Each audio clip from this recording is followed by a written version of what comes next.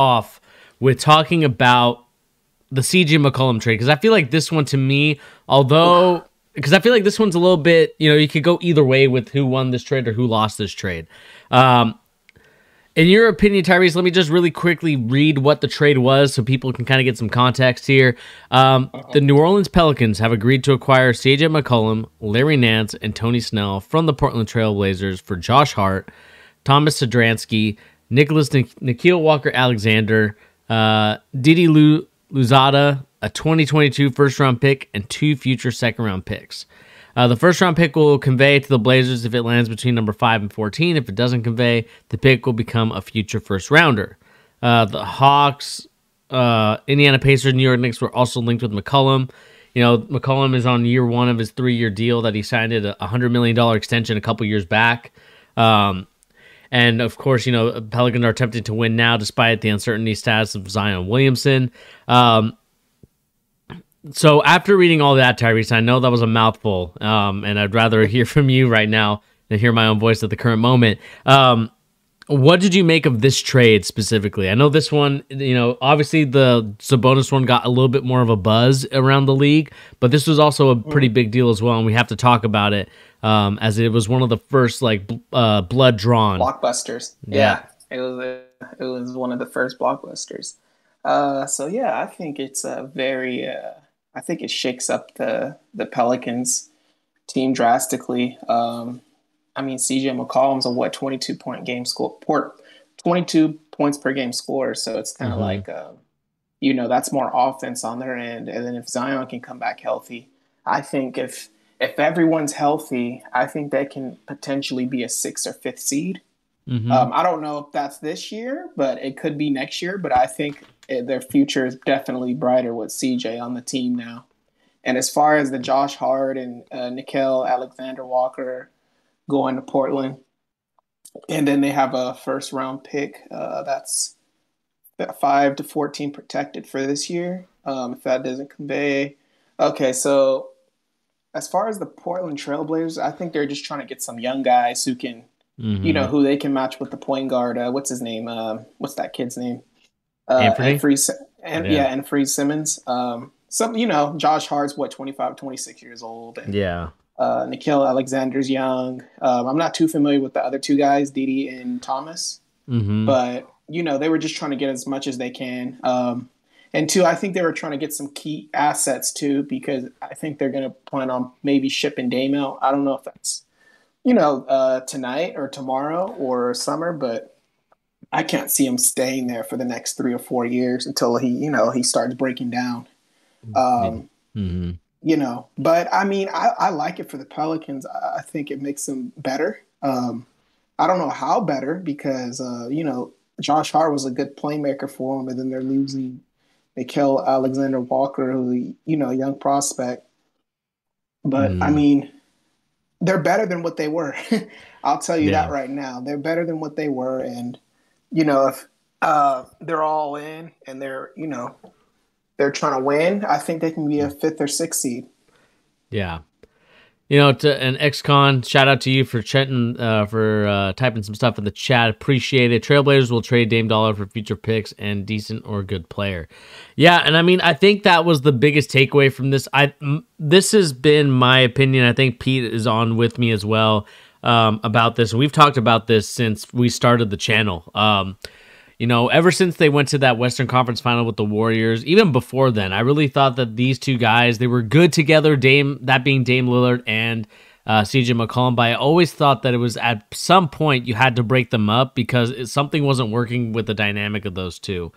And to me, when I see that as kind of as the biggest thing, that to me is where it becomes one of those they sold him a little bit too late, right? You had the 2018 Porsche, Panamera, and you sold that a little bit too late, and now it's not worth as much. And that to me is what happened here with CJ McCollum.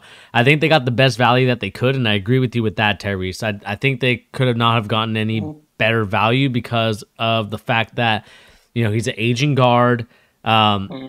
Getting paid $100 million. If his contract was a little bit less, honestly, if it was like at the 75 to 60 ballpark, I think a lot more teams would have jumped on the CJ McCollum thing. But because it was 100 mil, this is basically second tier, or like if you're a second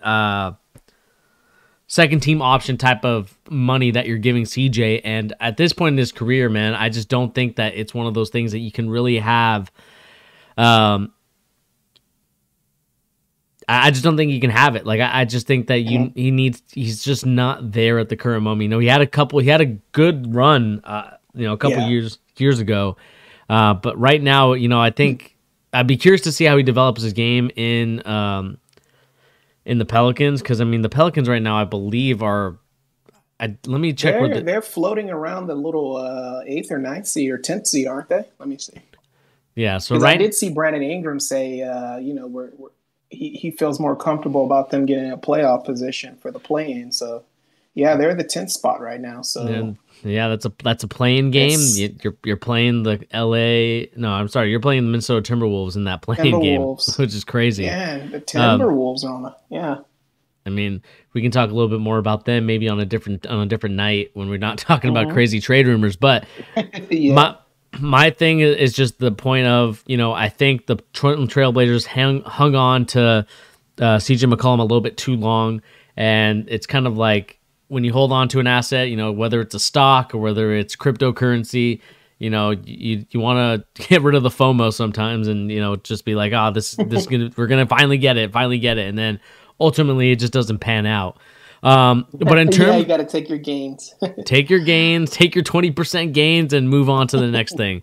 Well, again, not financial advice, but going back to the NBA topics at hand, because I know that's what you guys came here for. Con, you're absolutely right. Chemistry is vital for a deep playoff run. And, I think that this is going to be a big thing for the Pelicans going for the future, right? Because like you talked about, Tyrese, Zion Williams' future is uncertain. Like, we have no idea if he's going to want to stay. Really is. We have no idea if he wants to stay in, New Orleans. Obviously, he's, rumors is that he's not happy there. So, when I look at that stuff and when I see the sort of situation that I'm noticing with the guy like CJ McCollum, I mean, I think that you could maybe, convince Zion to stay, but at the same time, I think the Pelicans are in this weird predicament, man. I agree. It's like, no, go ahead. Yeah, I was just gonna say, I think Zion, man. I think he just doesn't want to hurt his brand or anything of requesting a trade because he's so young and he's getting all these endorsement deals and he's on commercials with, I think it's Sprite or Mountain Dew and a couple others. So I think he just doesn't want to hurt his brand, but I think he wants out of there. I don't think he's as hurt as, people or athletic trainers are saying. I think he's trying to force his way out, but knowing the New Orleans Pelicans franchise with who's the guy, David Griffin now, when they were trying to get rid of AD, they were saying stuff like, we wouldn't trade AD for Beyonce. So it's kind of like, they're not gonna let go of this kid unless they get the whole team. You know what I'm saying? And I'm pretty sure they let Zion know that, like, we're not gonna give you up for pennies. Like, we're gonna, whatever team gets you, we want pretty much their best 5 starting players. So I think for the Pelicans, I think it's kind of an insurance policy too. I think for as far as because they don't know what Zion's gonna do. They don't know what Brandon Ingram's gonna do because Brandon Ingram might want out of there for all we know, right? Yeah. So at this point with CJ, I think he's more, he's about to have his son or his, I think he's about to have a kid. So, he's a little older now, and I don't think he's really too inclined on winning a championship at this point in his career at 30. I mean, if he was really so much trying to push for one, he would have went somewhere 3 years ago. I think he just wants to settle somewhere to where, he can probably be the guy and maybe get one more close to max deal, north of 120, $30 million a year. I mean, the Pelicans would give it to him if they clean the house. If Zion goes and Brandon Ingram goes somewhere, demands a trade. So I think it's just a demand. I think it's just an insurance policy, because they still have to sell tickets. I mean, most of the time that arena is empty. Yeah. Smoothie King's empty. So you know what I'm saying? They're trying to get some type of excitement back. This is the most excitement they had since going after DeMarcus Cousins when AD was there, right? So Yeah. and they're close to a 10th spot, try to get into the playoffs. So it's interesting. I mean, this is the best the Pelicans can do, man, because I mean, no one's gonna go to New Orleans. Like, who the hell wants to go to New Orleans? It's not a great market, you know. So I think it's just they have to be kind of all in. This is the best chance they're gonna get Yeah. if they want to get to the playoffs with Zion if he comes back. So Yeah. yeah. And let me just kind of read some comments that the ex-con left here. He said Zion wants to go to the Knicks. He's taking a page from Charles Barkley. He's intentionally being overweight, and the family has even spoken out on. Zion is gone. Ingram is balling right now. He's the face right now. Don't think he wants to leave. Just a better team around him. And to kind of address Con's points. I mean, wow, hoping for a Westbrook trade. I want to talk about that a little bit, ex-con. That's interesting. That's an interesting take. That's crazy. Yeah, we could talk about that later. Let's talk about that. But I mean, obviously, when it comes to the Zion stuff, we all know that Zion. I think there's a little bit of embellishment on some of the injuries. I'm not going to call him out and say like, oh, he's faking it, but I do think there's a little bit of an embellishment, and you can see it in his body. He's not taking care of himself with nutrition, and it's frustrating as a Pelicans fan or even just a fan of Zion himself. The fact that he's a a rising star player. People have already kind of crowned him a superstar. But the problem is that the weight on his body is just, he's not going to be able to maintain it when he plays in a game. Like, there's a reason why, he was huffing and puffing.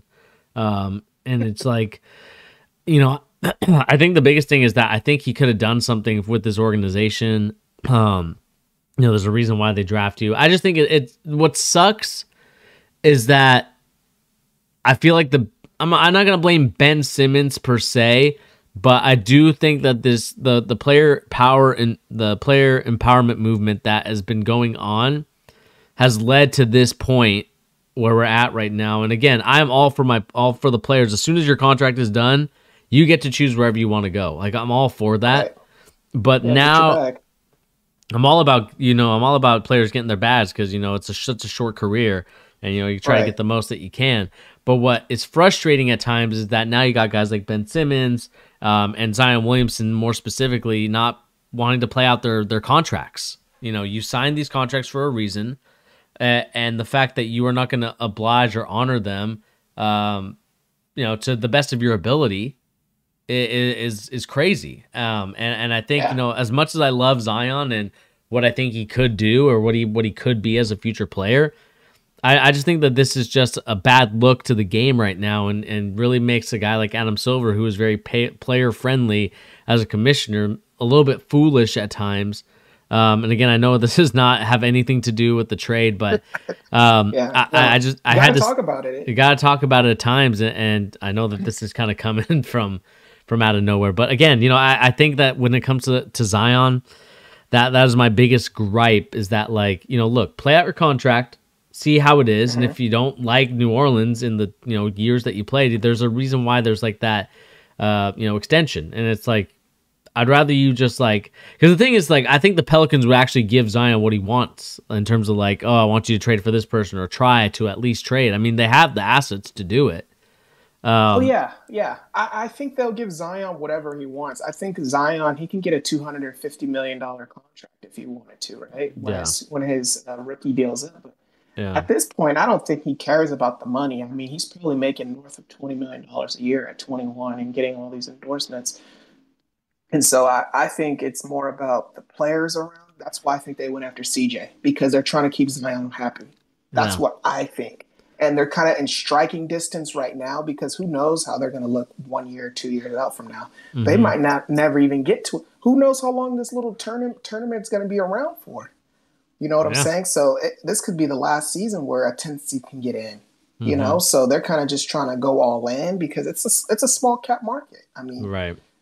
So I think this move was based off of Zion and, how Ingram's playing. So, yeah, I think you're right. We have to talk about Zion because I think a lot of this trade is centered around him too. So, yeah, exactly. And then to go to your Blazers point, you were exactly right. This is now Anthony Simon's team. I think Damian Lillard is going to be leaving very soon. I could see it happening, this coming week. I could see a big trade happening. It depends on what team has the assets. You could see him gone tomorrow? I think I could. I mean, the way that the Blazers have been moving, I would not be surprised. They're like, you know what, we're just gonna move on and try to build around Anthony Simons. I think, to me, the biggest thing that when I look at it, a guy like Dame Lillard, I know he's very prideful. He's hubris, right? He wants to be a guy that's like, I did it here in Portland where no other player has done it before. The problem is that you're gonna need you need the role players and the teammates around you to make that work. And as much as you want to be solo dolo, the problem with basketball, or maybe not the problem, the beauty of basketball is that you actually need a lot more than just yourself. You need 4 other teammates along with yourself to win the games. And, I think that this is definitely a move where the Blazers are like, we did everything we could with this group, and I think we just need to blow it up and try again in a couple years when we have a guy like Anthony Simons, who is now a little bit older, a little bit stronger, more mature, especially because they drafted him basically as an 18-year-old. Yeah. It's crazy, right? Like, he's been in the league for 3 years already, since he was 18. So 4 years now. Yeah. So I think they need to start making moves and try to build a team around him. I mean, there's a lot of great guys in this draft coming up, and the Portland Trailblazers at this current point, I believe, are the 11th seed. They're still within striking distance of the playing game, but at this point, now you have to compete with the teams like the Orlando Magic, the Detroit Pistons, Oklahoma City Thunder, the Houston Rockets, the Spurs, the Kings, and like finding a way to get that like top pick so you can get a guy like Chet or Jabari Smith or Paulo Banchero or AJ Griffin or any of these other players, the kid from Arizona as well. So I think that's the biggest thing that a lot of people are going to be looking for, for this trade. Yeah, I think, Dame, to go back to what you were saying, I think the solo dolo thing is just him putting on a front. I think he's not trying to hurt his. Yeah, I think so. Come on. I got friends from Oakland, and he's a smart guy. He knows how to critique himself well and the right things to say and the things not to say. He knows if he would come out and say, "Hey, like, I don't want to be here," that's not good as far as his branding, right? Yeah. That's not. He won't be able to get on commercials. He won't be able to go with another Toyota commercial, right? If he's acting like Kyrie Irving. Yeah. So he's a smart guy, So I think I think he wants out, clearly. Yeah. I think the thing is who would try to go after him, right? Like, would it be the Lakers? Would it be I don't know, right? Because I don't know who would go after him. But I think as far as this trade of what we were talking about with CJ, I think they pretty much just they were just trying to get as many assets as they can, just in case if they do trade Dame, they have some pieces to send out and to package and stuff. Some guys might stay, but the Larry Nance and what's the other kid's name? He's not going to make them any better. Without Dame, they're a lottery team. They might as well just ship him off tonight or tomorrow, and they can fight for a first round pick, and build with Simon. But I think Portland's infrastructure is it's crumbling down now with CJ gone, and they got Nurkic there. They're going to probably unload him and get some pieces, some draft picks, some assets. But their castle's burning down, man, slowly but surely. Exactly. XCon, let me read some of your comments before we continue on for this topic. He is not staying, trying to figure the way out. You said no one wants to play New Orleans. Dame is gone. They're making moves of a rebuild. LeBron has changed the game because he's trading half his roster away and getting good players for little. The league is now moving away from this, and now we're seeing this happen now. The play-in tournament is an Achilles heel. Good to see lower teams get a chance. We all know they created this so LeBron could make the playoffs if his team falls apart.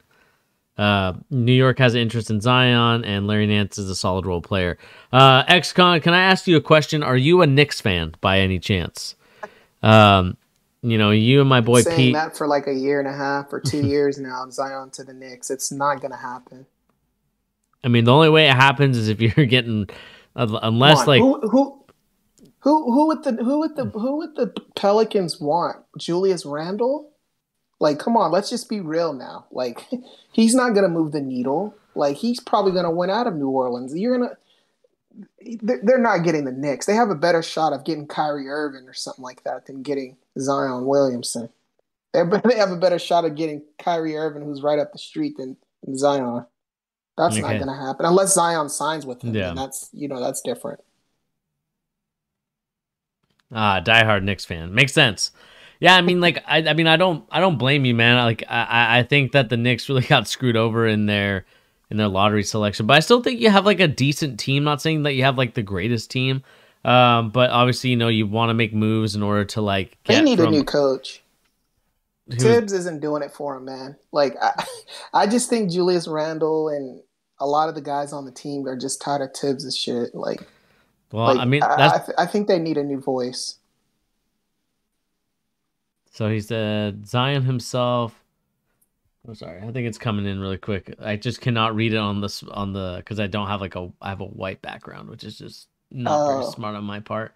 But oh shoot, must have hit it. Zion himself said he wanted to play for the Knicks, but we don't have the assets for a trade. Yeah, I mean that's just what it comes down to. I think that you should be banking on, being a solid team. I think that this is probably the right way to do it. I mean the Cavaliers.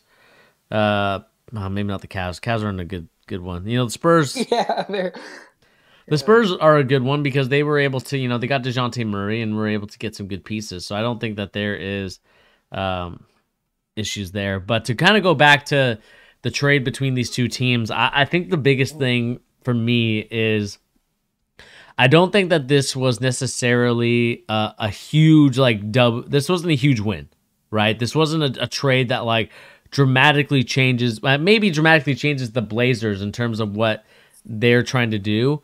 But at the end of the day, the Blazers realize that they're not winning a championship anytime soon, and they might as well trade CJ McCollum and start building a team around Anthony Simons.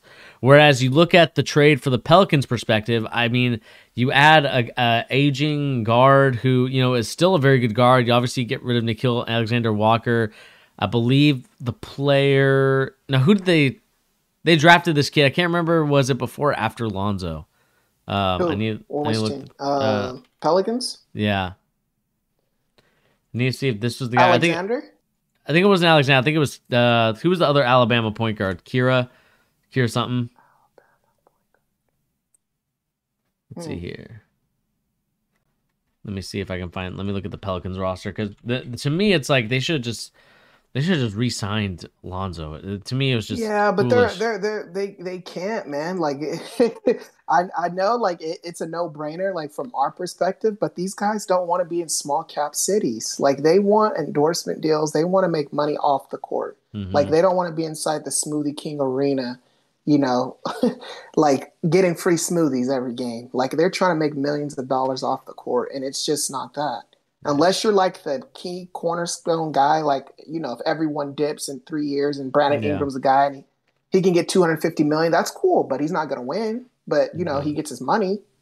But a lot of these guys, man, they want more than just the money because they have enough. Like, how much money do you need? You're getting tens of millions of dollars. Yeah. So the point guard that they got was Kira Lewis Jr. That was the guy that they drafted this year, and I was like, he's gone. That being Alonzo. But again, like the biggest thing for me, like I said, it wasn't a huge win for the Pelicans, other than it assures them that like if Zion leaves, they're not totally screwed.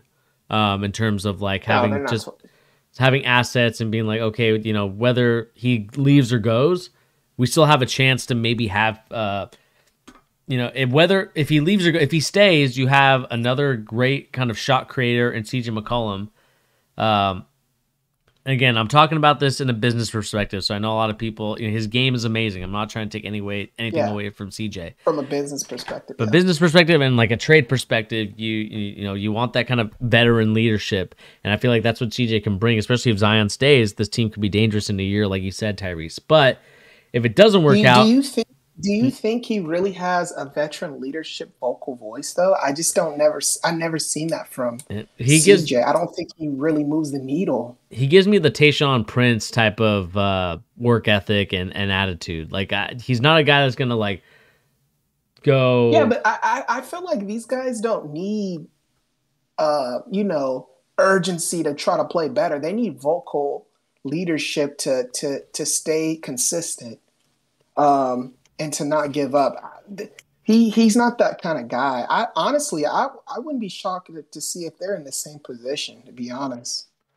Uh, Because now that I think about it, he's not really a vocal leader like a Marcus Smart or, you know, even like a Dame. A Dame, he would gather the team around and say, you know, we got to close this, or, you know, talk to the teammates and try to mhm. comfort them. Like I've never seen that with CJ.